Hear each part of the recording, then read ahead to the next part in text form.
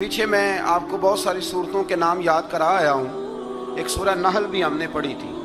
تو اللہ تبارک و تعالیٰ نے اس صورت میں قرآن کریم کی حقانیت، مومنین کی صفات، مختلف انبیاء کے احوال، اللہ تعالیٰ کی توحید پر دلائل، قیامت کی ہولناکیاں اور حیات بعد الموت کا ذکر فرمایا. اس صورت کی ابتدائی آیات میں ایک بار پھر حضرت موسیٰ علیہ السلام کے احوال اور معجزات کا بیان ہے. آیت نمبر 16 سے سلیمان علیہ السلام کا ذکر ہے. وہ داؤد علیہ السلام کے وارث تھے، بیٹے تھے، اور انہیں پرندوں کی بولیاں سکھائی گئیں. جنات اور انسانوں کے لشکر کا ایک فوجی ڈسپلن کے ساتھ ان کے پاس حاضر رہتے تھے. وہ جو ان کا لشکر تھا نا، اس میں انسان بھی تھے، جن بھی تھے، اور اس کے اندر پرندے بھی تھے. ان کا لشکر تھا، وہ ہمیشہ ان کے پاس رہتے تھے. حضرت سلیمان علیہ السلام گزر رہے تھے تو ایک مقام سے آپ گزرے جہاں چیونٹیاں بڑی کثرت کے ساتھ تھیں. تو ایک چیونٹی جو ان چیونٹیوں کی سردار تھی، ان چیونٹیوں کی بڑی تھی، اور مفسرین کرام نے یہ بھی لکھا ہے کہ وہ تھی بھی ایک آنکھ اس کی کوئی نہیں تھی، ایک ٹانگ اس کی کوئی نہیں تھی، لیکن اس حال میں بھی وہ چیونٹی جو تھی وہ چیونٹیوں کی قیادت کر رہی تھی. تو حضرت سیدنا سلیمان علیہ السلام کا لشکر جب وہاں سے گزرا تو وہ کہنے لگی یا ایھا النمل ادخلوا مساکنکم، کہنے لگی چیونٹیوں اپنے بلوں میں گھس جاؤ. کہیں ایسا نہ ہو کہ سلیمان علیہ السلام کا لشکر بے دہانی میں، سلیمان کا لشکر توجہ نہ کرے اور تمہیں پاؤں کے نیچے مسل دے. لہذا اس طرح کرو کہ تم اپنے اپنے بلوں میں گھس جاؤ. حضرت سلیمان ابھی 3 میل دور تھے. تمام مفسرین نے لکھا ہے 3 میل دور تھے. تو وہاں سے چیونٹی بول لی تو قرآن کہتا ہے کہ حضرت سلیمان اس کی بات سن کے ہنس پڑے. فتبسم ضاحکا، آپ اس کی بات سن کے ہنس پڑے کہ دیکھو یہ چیونٹی کیا کہہ رہی ہے. ذرا غور کرنا بات پر کہ حضرت سلیمان 3 میل دور فاصلے پر چیونٹی کی بات بھی سن لیتے. مولوی نے قرآن کی آیت پکی یاد کر لی، انا بشر مثلکم. کہتا ہے حضور نے کہا میں تمہاری طرح کا بشر ہوں. نبی ہماری طرح ہوتے ہیں جی. تو وہ تو 3 میل دور چیونٹی کی آواز سن لیتے تھے. اس کے کان میں چیونٹی رکھو بلا، اسے کہو کہ بتا بلا کیا کہتی ہے. کچھ بتائے گا پھر دوڑ لگا دے گا شاید. کان میں رکھو اس کو، کہو بتا چیونٹی کیا کہتی. اور اگر یہ لفظ نہ ہوتے قرآن کے کہ جب انہوں نے سنا تو ہنس پڑے، یہ جملے نہ ہوتے تو شاید اس کو بھی نہ مانتے. لیکن حضرت سلیمان نے سنی چیونٹی کی بات اور اگلی بات کہنے لگا ہوں. بڑے خوبصورت لفظ لکھے ہیں مفسرین نے. فرماتے ہیں دیکھو ایک چیونٹی نے ایک جملہ بول کے، ایک چیونٹی نے ایک جملہ بول کے اپنے قبیلے کی خیر خواہی کی تو رب نے اس کا جملہ بھی قرآن میں بیان فرما دیا. تو جو ساری زندگی لوگوں کو جملے بول بول کے کہے رب رسول کی طرف آ جاؤ، تو اللہ قیامت میں اس کی بات کو قائم نہیں فرمائے گا. جو بھی کسی کی خیر خواہی کرے وہ ایک جملہ بول کے کرے اور ہو بھی چیونٹی. تو اگر اللہ اس کا ذکر قرآن میں باقی رکھتا ہے تو میں اور آپ اگر کسی کی خیر خواہی کریں گے تو انشاءاللہ ذکر باقی رہے گا. شرط یہ ہے کہ کریں خیر خواہی. خیر خواہی کرو کسی کی، ایک جملہ بول کے بھی کرو، چیونٹی بھی ہو تو اللہ قرآن میں ذکر باقی فرما دیتا ہے. تو اللہ تبارک و تعالیٰ نے اس بات کا ذکر قرآن مجید میں فرمایا. اس پر کئی کچھ لکھا ہے. اسی طرح سے ایک بات اور لکھی ہے ہمارے مفسرین نے کہ حضرت سلیمان ایک دن اسی طرح نکلے، قحط پڑ گیا تھا، بارش نہیں ہوتی تھی. تو حضرت سلیمان باہر میدان میں نکلے دعا کرنے کے لیے، خشک سالی تھی. تو جب آپ گئے تو ایک چیونٹی اپنے پر پھیلا کے دعا مانگ رہی تھی. تو رب کریم نے فرمایا سلیمان آپ واپس چلے جائیں، بارش آ جائے گی پر آئے گی چیونٹی کی دعا پہ. تو حضرت سلیمان نے عرض کی مولا میں بھی تو اتنا لشکر لے کے آیا ہوں نا، تو چلو ہمیں بھی دعا کر لینے دے. تو چیونٹی کی دعا پہ برسا دینا پر دعا کر لینے دے. فرمایا نہیں آپ واپس جائیں، دعا نہ مانگے. یا اللہ کیوں؟ فرمایا چیونٹی کا دل ٹوٹ جائے گا، وہ تو کہے گی کہ یہ سلیمان کے لشکر دعا پہ پھر بارش آئی ہے. تو آپ نہ کریں تاکہ اس کے دل میں یہ بات رہے کہ نہیں میرے رب نے میری دعا پہ بارش فرمائی. آپ جائیں، آج بارش آئے گی پر آئے گی چیونٹی کی دعا پہ. تو جو چیونٹی بارش کی دعا کرے قوم کے لیے، اللہ اگر اس کا ذکر قائم رکھتا ہے تو جو اپنی قوم کے لیے ہدایت کی دعا کرے، اور کبھی کبھی گردن جھکا کے دیکھا کرو کہ دل میں رسول اللہ کی امت کا درد کتنا ہے۔ اگر کہیں حضور کی امت کا درد ہے تو پھر انشاءاللہ ذکر قیامت تک باقی رہے گا، پھر انشاءاللہ قیامت تک آنے والی نسلیں بھی آپ کا ذکر کریں گی اگر حضور کی امت کا درد سینے میں موجود ہے۔ اسی طرح سے پھر حضرت سلیمان کے لشکر میں نا ایک ہدہد نامی پرندہ بھی تھا، لشکر کا کارکن تھا پرندہ۔ ہدہد غائب تھا تو حضرت سلیمان کہنے لگا کدھر گیا وہ ہدہد؟ نظر نہ آ جایا سخت سزا دوں گا، یہاں تو کوئی اچھی خبر لائے گا، چونکہ وہ ہدہد پرندہ جاتا تھا تو خبریں لا کے دیتا تھا، ورنہ سزا دوں گا۔ اتنی دیر میں ہدہد بھی آ گیا۔ تو یہ پرندے جو کارکن ہوتے ہیں بڑے سیانے ہوتے ہیں، کبھی بندہ ناراض ہو تو صحیح خبریں لے آتے ہیں، تو صحیح خبر لے کے آ گیا۔ آتے ہی آ کے بیٹھا تو اس نے حضرت سلیمان علیہ السلام نے کہا کہاں تھے؟ عرض کرنے لگا حضور میں ملک سبا گیا تھا، وہاں ایک عورت حکمرانی کرتی ہے، اس کا نام بلقیس ہے، بہت بڑے تخت پہ بیٹھتی ہے، 80 گز اس کا تخت لمبا ہے، 40 گز چوڑا ہے، اور شاید 80 مان کے 80 ٹن اس کا وزن ہے۔ تو حضور وہ سورج کو پوچھتے ہیں۔ حضرت سلیمان نے فوراً خط لکھا، فرمایا جا کے اسے میرا خط دے دو کہ یہاں تو کلمہ پڑھ کے ہماری فرما بردار بن جائے، ورنہ تیار ہو جائے، جو اللہ کے غیر کو پوچھتے ہیں ہم ان کے خلاف جنگ کریں گے۔ وہ جب لے کے گئے نا خط، یہ حدود گیا تو وہ میٹنگ کر رہی تھی، اس کے وزیر مشیر سارے بیٹھے تھے، اس نے جا کے خط پھینک دیا ملکہ بلقیس کی جھولی میں۔ اس نے خط پڑھا تو ڈر گئی، وزیروں کو بلایا۔ حضرت سلیمان، قرآن کہتا ہے حضرت سلیمان نے کہا تھا خط پھینک کے نا تو سائڈ پہ ہو کے سننا وہ کیا کہتا ہے۔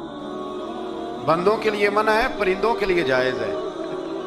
بندوں کے لیے منع ہے سائڈ پہ ہو کے سننا، ہاں جس کی جاسوسی کی ڈیوٹی ہو، کفر کی جاسوسی کی، اس بندے کے لیے بھی جائز ہے۔ تو یہاں ایک تو وہ پرندے تھے، دوسرا کفر کی جاسوسی کر رہے تھے، سائڈ پہ ہو کے سننے لگے۔ تو ملکہ بلقیس کہنے لگی اب کیا کرنا ہے، یہ خط آیا ہے۔ تو وہ کہنے لگے ہم تیار ہیں، آپ حکم کریں، ہم لڑنے کو تیار ہیں، لڑیں گے۔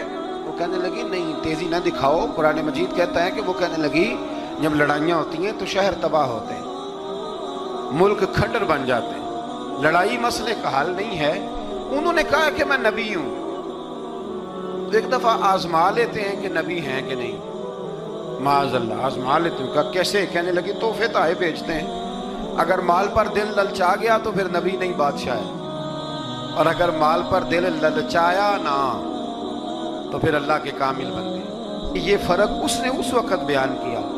اس نے 500 کنیزیں، 500 غلام، بڑے شاندار لباس پہنا کے، 500 گھوڑا بڑا تگڑا، اس کے اوپر مال و اسباب رکھ کے تیاری کرا کے حضرت سلیمان کی طرف بھیجا۔ ہدہد پہلے سے خبر لے کے آ گیا، حضور اس نے یہ پروگرام بنایا ہے۔ وہ جب آیا سارا کچھ تو حضرت سلیمان دیکھ کے جلال میں آ گئے، فرمانے لگے اسے جا کے کہہ دو تو مجھے کیا تحفے بھیجے گی، میرے رب نے مجھے مالا مال فرمایا ہوا ہے، نے مالا مال کیا میرے مالک نے، جا اسے جا کے کہہ تو کیا تحفے دے گی۔ جب رب دیتا ہے تو پھر کوئی کمی نہ وہ نہیں چھوڑتا۔ بندے کیا دے سکتے ہیں، بندے تو بیچارے 10 دے کے تو 10 دن ان کی آنکھیں نہیں کھلتی۔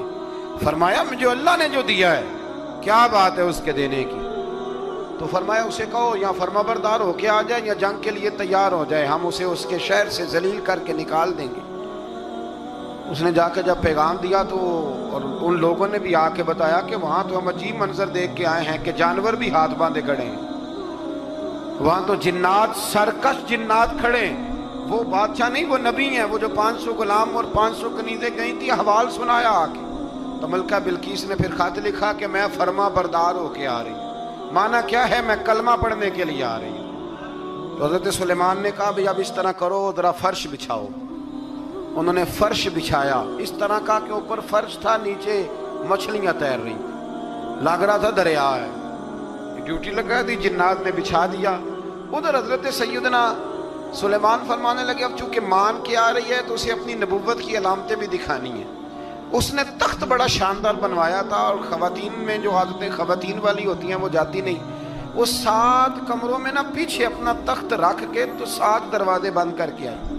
اس زمانے میں ایک رواج تھا، وہ زلیخا نے بھی 7 دروازے مکفل کے ایک رواج تھا ایک کمرہ، پھر کمرے کے پیچھے کمرہ، پھر اس کے پیچھے کمرہ، پھر اس کے پیچھے کمرہ، اور اس کو بڑے موٹے تالے لگائے جاتے تھے، اور فلسفہ یہ تھا کہ ایک تالا توڑے گا کوئی تو جب تک سپاہی آ جائیں گے، اور اگر اس کے توڑنے تک نہ آئے تو دوسرے کے توڑنے تک آ جائیں گے، اور اس کے توڑنے تک نہ آئے تو ساتویں تک تو آئے جائیں گے۔ یہ ان لوگوں کا نفسیاتی معاملہ تھا، سوچ تھی۔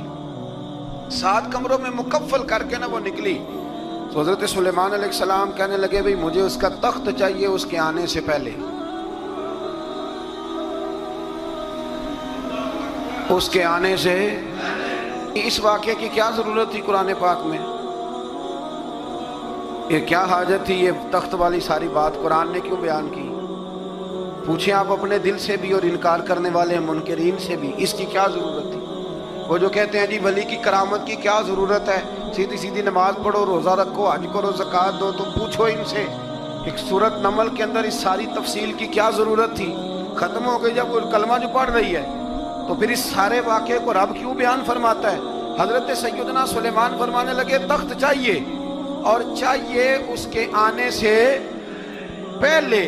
قال عفریت من الجن، جنوں میں سے ایک بہت بڑا جن بولا، کہنے لگا حضور آپ کا یہ تخت برخاست ہونے سے پہلے لے آؤں گا۔ یہ جو آپ میٹنگ کر رہے ہیں نا، یا آپ فیصلے ختم، کچھ نے لکھا صبح سے شام تک میٹنگ ہوتی ہے اور اس کو آنے میں پتہ نہیں کتنے دن لگیں گے، تو میں یہ برخاست ہونے سے پہلے، اور کچھ نے کہا دی آپ شرط کیوں لگاتے ہیں کہ صبح سے شام تک ہوتی؟ اس جن نے کہا دی آپ 10 منٹ میں فارغ ہو جائیں، آپ فارغ ہوں گے تو تخت آ جائے گا۔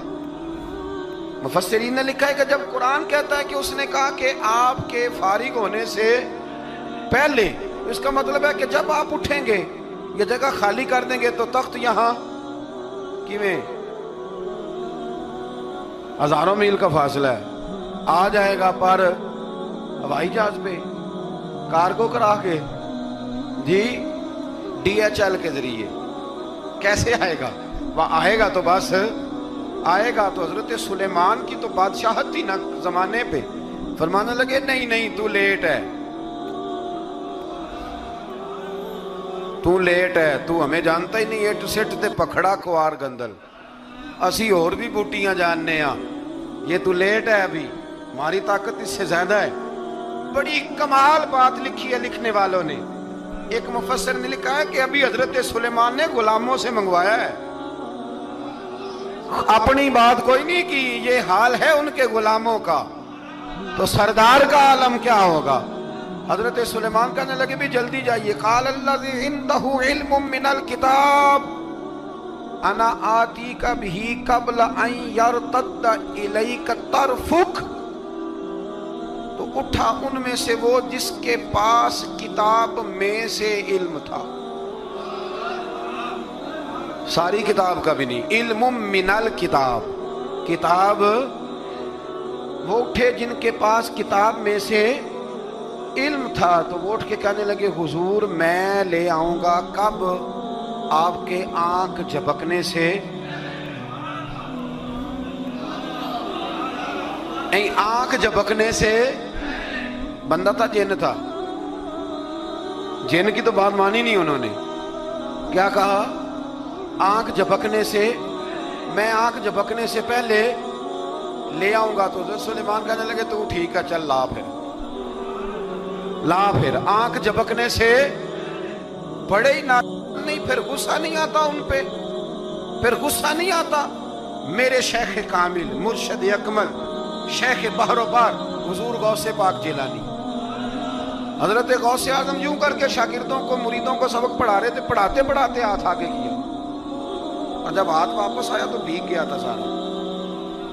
تو شاگرد کہنے لگے حضور یہ کیا ہے؟ فرمایا تمہیں نہیں سمجھ آئے گی، چھوڑو تمہارے والی بات نہیں، خاصاں دی گلاما آگے نہیں مناسب کرنی، رہنے دو تم۔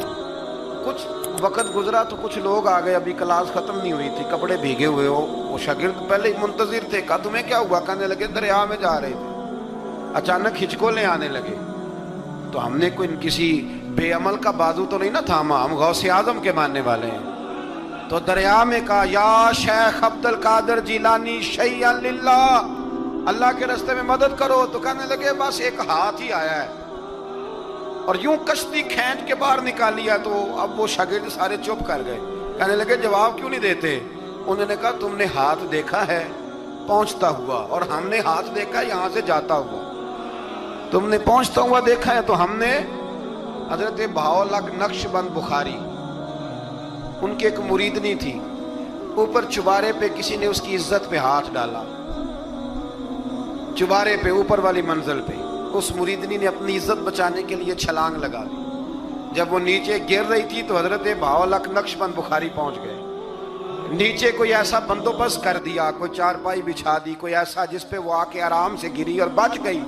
حضرت صاحب کی طرف دیکھ کے کہنے لگی حضور آپ کب آئے؟ فرمانے لگے پتر جب تو چبارے سے چلی تھی تب میں بخارے سے چلا تھا، جب تو چبارے سے چلی تھی نا تب میں بخارے سے چلا تھا، اور تیرے نیچے آنے تک میں بھی پہنچ گیا ہوں۔ میں بھی مالیدہ کم راکھی کرنا، پھل کچے ہون یا پکے، اے پیر مریداں دے سر تے رہندا ہے، اے جھوٹے ہون یا سچے، یہ پکی غلامی کریں یا کچی کریں، پیر کی بھی مجبوری ہوتی ہے، کیا کریں، پیر مریداں دے سر تے رہندا ہے، اے جھوٹے ہون یا سچے، کیا کیا جا سکتا ہے؟ لیکن نا نافرمان بیٹے کا بھی تو جائیداد میں حصہ ہوتا ہے نا، نافرمان بھی ہو تو جائیداد میں حصہ تو، چلو باپ ناراض رہے گا تو اللہ ناراض رہے گا بات الگ ہے، پر جائیداد کا حقدار تو ہے نا، چاہے نافرمان ہی ہے۔ پیر مریداں دے سر تے ہی رہندا ہے، اے جھوٹے ہون یا، پھر وہ تخت آ گیا، حضرت سلیمان سے پوچھا یہ کیا ہے؟ قال ھذا من فضل ربی، فرمانے لگے کچھ بھی نہیں، حضرت سلیمان کہنے لگے یہ میرے رب کا فضل ہے۔ شاید سب مفسرین نے بڑی بڑی باتیں کی ہوں، پر یہاں ایک قاضی ثناء اللہ پانی پتی رحمت اللہ علیہ کا فقرہ میں پڑھ رہا تھا، بڑا مزہ آ رہا تھا۔ قاضی صاحب فرمانے لگے اس آیت پہ، قاضی صاحب کہتے ہیں جن پر نرا فضل تھا، ھذا من فضل ربی، نرا فضل، فرمایا ان کی تو اتنی طاقت ہے کہ وہ ہزاروں میل دور سے 80 گز لمبا 80 گز چوڑا تخت آنکھ جھپکنے سے پہلے لے آتے ہیں، اور جن کے بارے میں اللہ فرماتے ہیں بشر المؤمنین بِأَنَّ لَهُم مِّنَ اللَّهِ فَضْلًا كَبِيرًا، فرمایا محبوب اپنے غلاموں کو خوشخبری دے دیں، باقیوں پہ نرا فضل تھا، ان پر تو فضل کبیر ہے، ان پر تو بڑا ہی فضل ہے اللہ کا۔ تو فرمایا جن پر فضل کبیر ہو، ایک نہیں، اس پر میں بڑے دلائل دے سکتا ہوں، کرامات اولیاء پر میں بڑے ہی دلائل دے سکتا ہوں، بڑے۔ غوث اعظم رضی اللہ تعالیٰ عنہ کے بعد بادشاہ آیا تو کہنے لگا پیر تب مانوں گا جب سیب کھلائیں گے، سیب کا موسم ہی نہیں تھا، تو حضرت صاحب آتے ہی اسے کہنے لگے اب تو میری ولایت کو سیبوں پہ تو نہ تول، وہ سیب کھلائے تو ولی یا نہ کھلائے تو ولی کوئی نہیں، یہ تو اب میری ولایت کو سیبوں پہ تو نہ تول۔ تو حضرت صاحب نے یوں ہاتھ اٹھایا تو اللہ نے 2 سیب عطا فرمائے۔